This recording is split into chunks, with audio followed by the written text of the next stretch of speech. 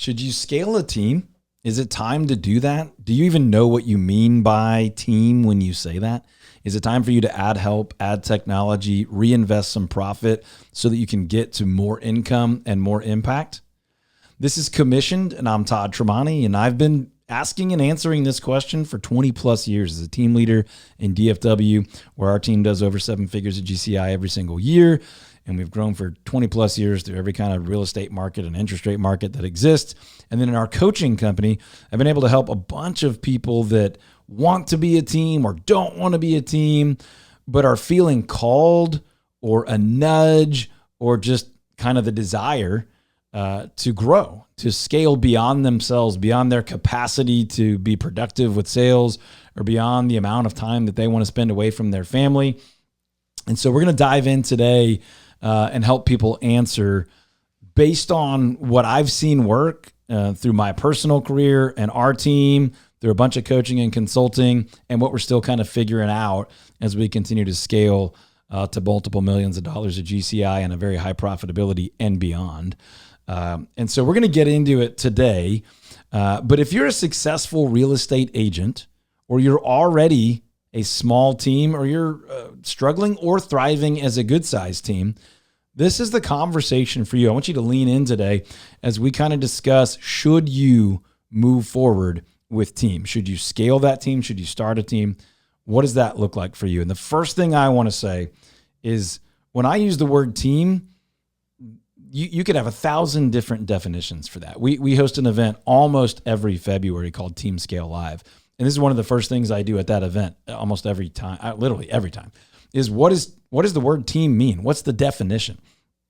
We have coaching members in our group right now in our mastermind that do not want to be called a team. And the best thing about it is most of us would call them a team. We call them solo with help because that's what they want to call it.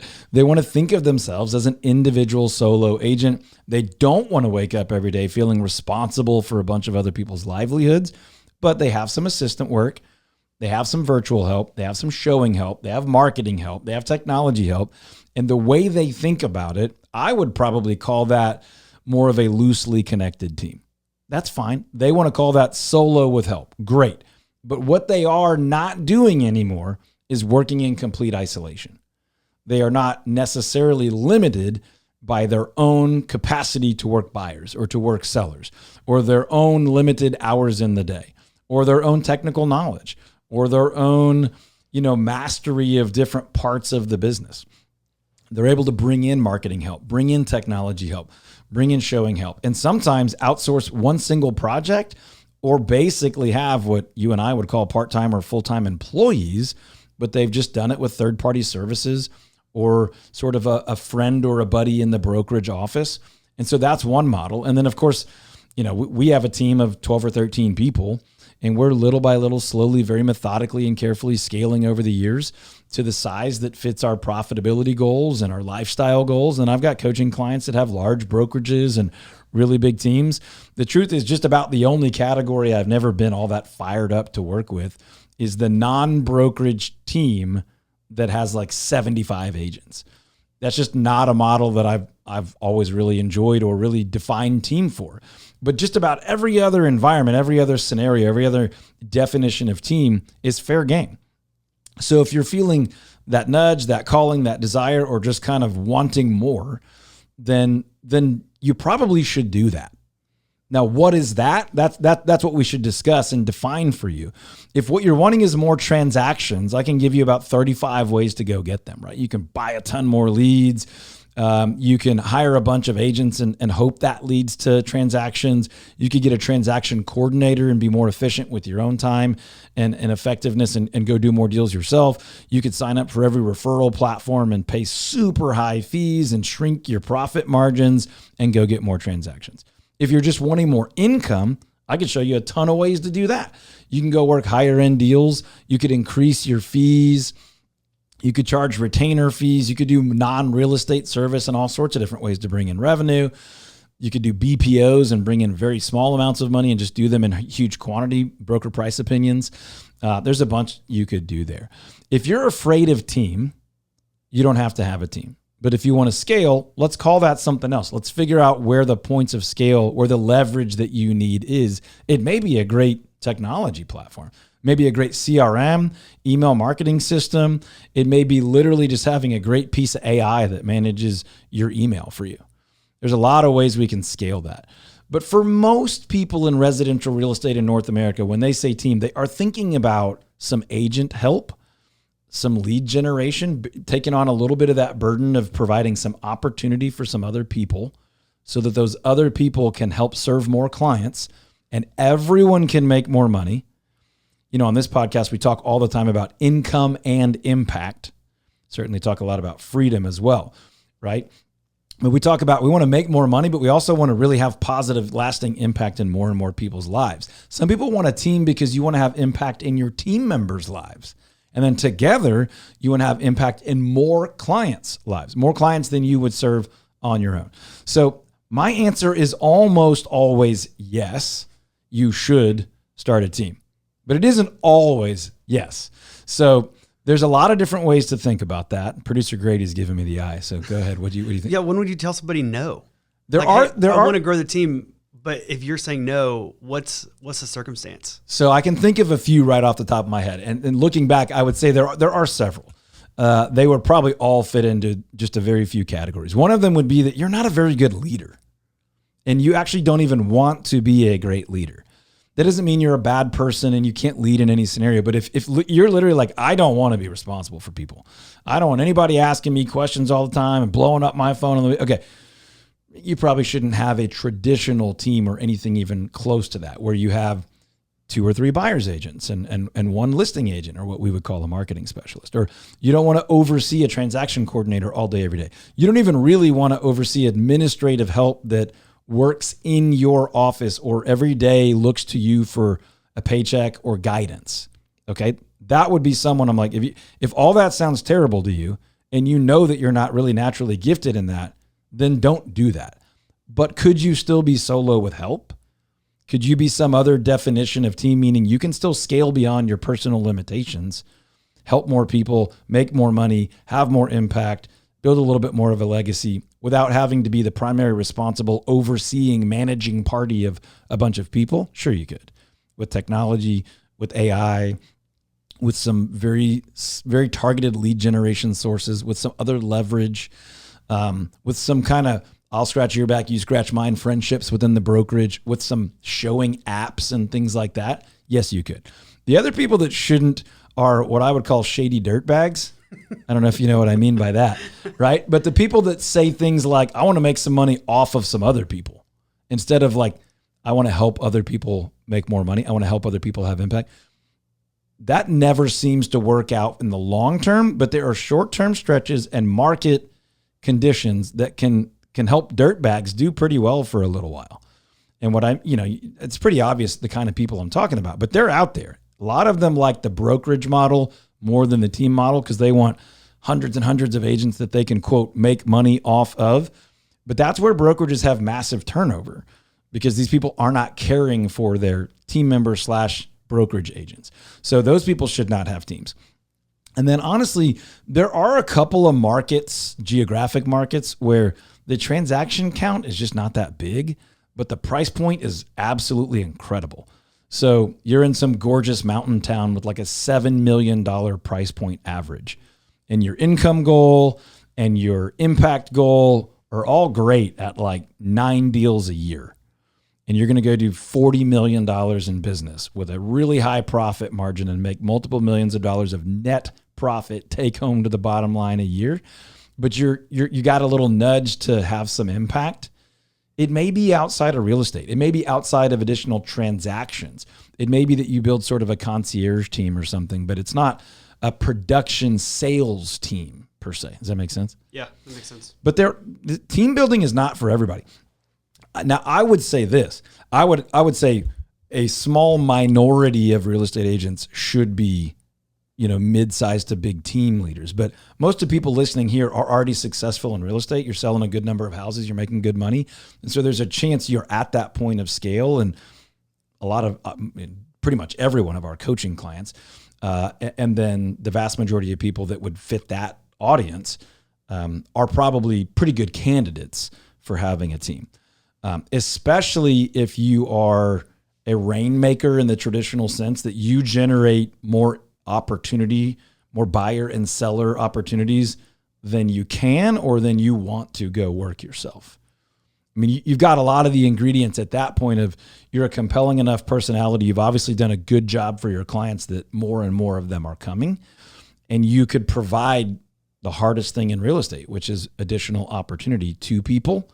Then if you have some of those other traits that you actually care about people and you want to invest in them and make an impact in their lives, plus the clients' lives, you have a lot of the ingredients for a yes answer to should you build that team. Yeah, I think about our current clients and coaching, and the common theme is that they want to make impact. Right. Like there's not one of them that wouldn't say they want to do that. Yeah, I think it's either my personality or just kind of our environment that's created this deal where, if anything, I think about like the seesaw, right? One side goes up, one side goes down. If anything, we often get a little high on the impact where people feel ashamed or embarrassed about the income side. Now, I do prioritize the impact side more, but I'm fortunate to be at a point of my career where I'm not as worried about the income side every day. There are times, but the point is, we have a sustainable business that's been rolling for a while. So you're less, really, I'm not thinking, where's our next deal coming from, right? The question is, how do we do this in a way that has lasting impact? But I tend to attract, not all the time, but some of the time, people that then feel bad about saying, but I also want to make more money. Like I want to, you can want to make it because you want to buy a Ferrari. You can want to make it because you want to give it to a local nonprofit or invest it in some beautiful, impactful thing.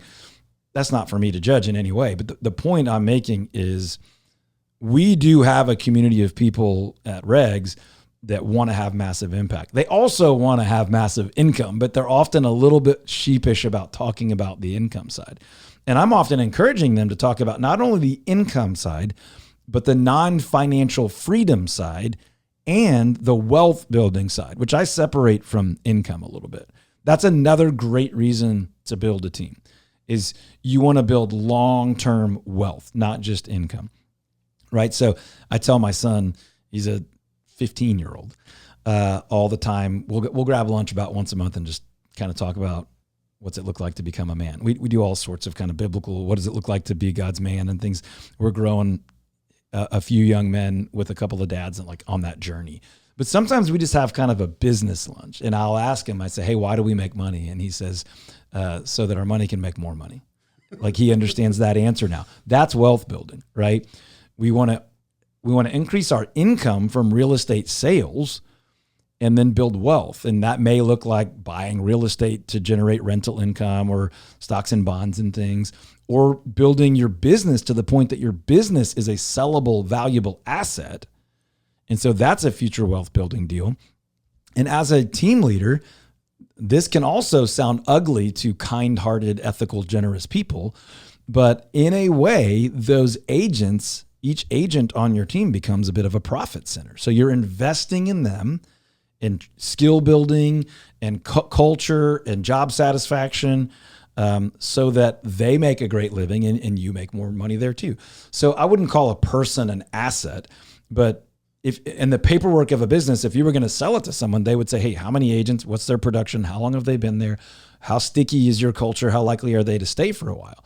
So those are things we think about when we think about wealth building as a real estate team leader that people should consider when they answer that question. Should I build a team? Or a lot of our listeners already have a team. Should I scale that team? How big do I want to get? If I add more agents, am I going to lose the value we deliver to our clients? That was a big limiting belief of mine pretty much my whole career, is that if we get beyond me, we won't deliver that value. Oh, okay, we've gotten a little bit beyond me. But if we get beyond me on the listing side, we can't deliver that. Okay, we got beyond me on the listing side. Okay, but if we get beyond like 6 or 8 people, the value is going to, okay, well, if we get beyond a dozen people, so you just kind of grow at every stage of your career. You're never finished learning. I'm still learning. But at the same time, there is a ceiling of capacity that ultimately you're going to get to. Not necessarily, by the way, what you're capable of, but what you're willing to put up with. just the number of phone calls, the number of deadlines. Okay, that option period's up, that closing table's up. I can't leave town because I have this rolling transactional deadline pipeline.